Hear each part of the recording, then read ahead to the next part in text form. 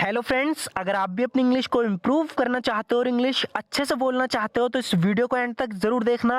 आपको बहुत कुछ सीखने को मिलेगा। सो फ्रेंड्स, बिना किसी देरी के शुरू करते हैं आज की वीडियो और देखते हैं आज का अपना पहला सेंटेंस। सो फ्रेंड्स, यहाँ पर ये बोल रही है कि कितना अच्छा होता अगर वो चला जाता। इसे इंग्लिश में बोलेंगे how good it would be if he was gone. How good it would be if he was gone. तो इसे आप थोड़ा समझने की कोशिश करो। ये कंडीशनल सेंटेंस है। यहाँ पर किसी को कहीं जाना था लेकिन वो गया नहीं। ये एक सिचुएशन इमेजिन कर रही है कि अगर वो चला जाता तो कितना अच्छा होता। इस तरह के सेंटेंस के लिए हम वुड का यूज़ करते हैं जब भी हम कोई सिचुएशन इमेजिन करते हैं। How good it would B, और ये सेकंड कंडीशनल है, इसलिए हम इसके इफ वाले पार्ट में पास्ट का यूज करेंगे, जैसे कि यहाँ पर हुआ है। कह रही है कि how good it would B, कितना अच्छा होता इफ ही वॉज गोन, अगर वो चला जाता। मैं उसके रोज रोज के नखरों से तंग आ चुकी हूँ। I am fed up with his everyday tantrums. I am fed up with his everyday tantrums, यानी मैं उसके रोज रोज के नखरों से तंग आ चुकी हूँ। I am fed up with his everyday tantrums, हर रोज मुझे उसके नखरे झेलने पड़ते हैं। Every day I have to tolerate his tantrums. Every day I have to tolerate his tantrums, कह रही कि हर रोज मुझे उसके नखरे झेलने पड़ते हैं। Every day I have to tolerate his tantrums, मुझे तो बड़ा सुकून मिलता अगर वो चला जाता। ये भी सेकंड कंडीशनल में बना है। I would be so relieved if he was gone. I would be so relieved if he was gone, यानी अगर वो चला जाता तो मुझे तो बड़ा सुकून मिलता। I would be so relieved if he was gone. तुम्हें शर्ट पहनने में इतना समय क्यों लग रहा है? सो फ्रेंड्स, इन्हें कहीं जाना है, इसका दोस्त शर्ट बदल रहा है, तो इससे कह रहा है कि तुम्हें शर्ट पहनने में इतना समय क्यों लग रहा है। इसे इंग्लिश में बोलेंगे why is it taking you so long to put a shirt on. Why is it taking you so long to put a shirt on, यानी तुम्हें शर्ट पहनने में इतना समय क्यों लग रहा है। Why is it taking you so long to put a shirt on, जल्दी करो, अगर तुम नहीं करोगे तो हम लेट हो जाएंगे। इस इंग्लिश में बोलेंगे hurry up if you don't we will be late. Hurry up if you don't we will be late, कह रहा है कि जल्दी करो, अगर तुम नहीं करोगे तो हम लेट हो जाएंगे। Hurry up if you don't we will be late. आगे बोल रहा है कि अगर हम फिर से लेट हो गए तो वह हमें अंदर नहीं जाने देंगे। इसे इंग्लिश में बोलेंगे if we are late again, यानी कि अगर हम फिर से लेट हो गए, if we are late again they won't let us in, वे हमें अंदर नहीं जाने देंगे। दे वोंट लेट अस इन, कह रहा है कि if we are late again they won't let us in, अगर हम फिर से लेट हो गए तो वह हमें अंदर नहीं जाने देंगे।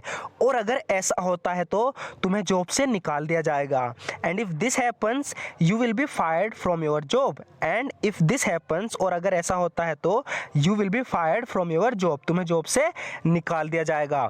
वो हर चीज के लिए मुझ पर निर्भर है। यहाँ पर ये किसी लड़की के बारे में कह रही है कि वो हर चीज के लिए मुझ पर डिपेंड है, मुझ पर निर्भर है। इंग्लिश में बोलेंगे she depends on me for everything. She depends on me for everything, यानी वो हर चीज़ के लिए मुझ पर निर्भर है। She depends on me for everything, वो अपने आप कुछ नहीं कर सकती। She can't do anything on her own.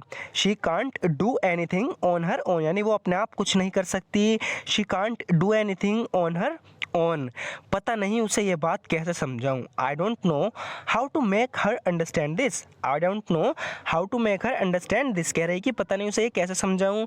I don't know how to make her understand this, उसे चीज़ों को खुद से करना सीखना होगा। इस इंग्लिश में बोलेंगे she has got to learn to do things by herself. She has got to learn to do things by herself, यानी उसे चीज़ों को खुद से करना सीखना होगा।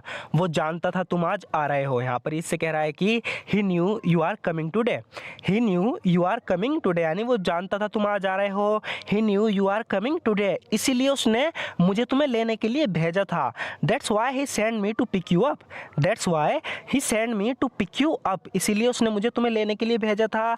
That's why he send me to pick you up, वो घर पर तुम्हारा बेसब्री से इंतजार कर रहा है। He is waiting ईगरली for you at the house. He is waiting ईगरली for you at the house, यानी वो घर पर तुम्हारा बेसब्री से इंतजार कर रहा है। वो ऐसा ही है, किसी के बारे में बात चल रही है, कोई कह रहा है कि वो बंदा तो बहुत बुरा है, तो ये आंटी कह रही है कि वो ऐसा ही है। That's just how he is. That's just how he is, यानी वो ऐसा ही है। That's just how he is, उसकी बातों में मत आ जाना। Don't go by what he says, don't go by what he says, जब भी हम कहते हैं कि उसकी बात में मत आ जाना, उसके लिए हम यूज़ करते हैं डोंट गो बाय। यहाँ पे कह रही है कि don't go by what he says, यानी उसकी बातों में मत आ जाना, उसे झूठ बोलने की आदत है। He has the habit of telling lies, he has the habit of telling lies, यानी उसे झूठ बोलने की आदत है। He has the habit of telling lies.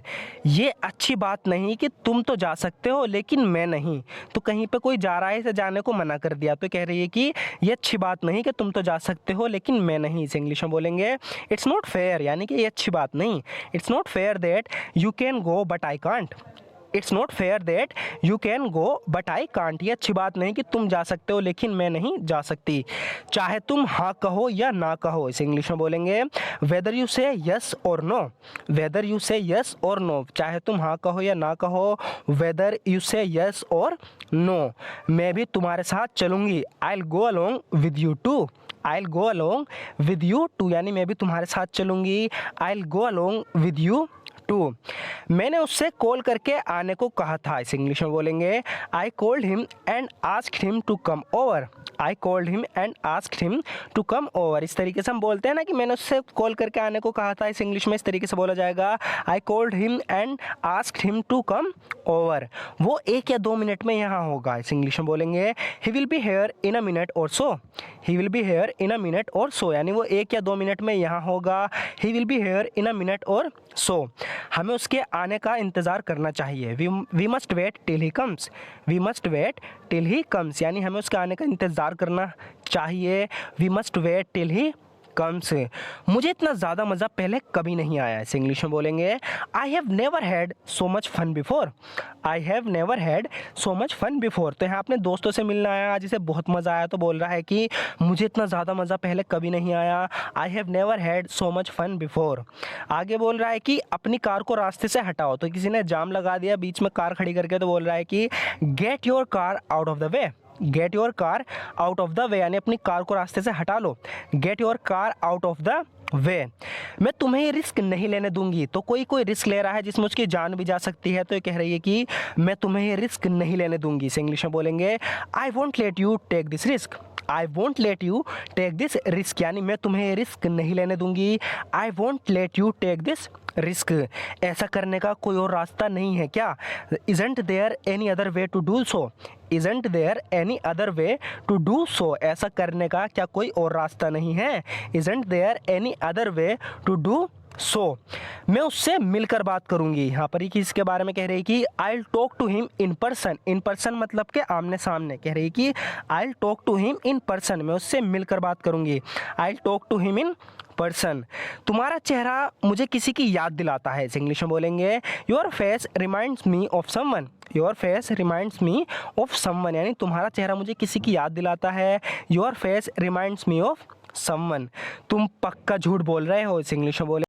So friends, आज की वीडियो में बस इतना ही। अगर आप भी रेगुलर इसी तरीके से प्रैक्टिस करना चाहते हो, क्योंकि ये कुछ ऐसे सेंटेंसेस हैं जिनका हम बार बार यूज़ करते हैं अपनी डे टू डे लाइफ में, और अगर आपको इनके बारे में नहीं पता तो आप अच्छे से इंग्लिश नहीं बोल पाओगे, इसलिए आपको इनको बार बार सुनना होगा, देखना होगा, चाहे जो भी हो आपको इन्हें याद करना होगा, और हो सके तो जब कभी भी मौका मिले आपको इन्हें बोलना भी होगा, तभी आपकी इंग्लिश इंप्रूव हो पाएगी। तो इसलिए बार बार इन सेंटेंस को देखने के लिए और हमारे चैनल को ज़रूर सब्सक्राइब कर लेना, क्योंकि इस तरह की वीडियोज़ रेगुलर हम इस चैनल पर अपलोड करते रहते हैं। सो फ्रेंड्स, ये वीडियो आपको कैसी लगी ये भी ज़रूर बताना, और वीडियो अच्छी लगे तो लाइक ज़रूर कर देना। Thank you so much for watching this video friends.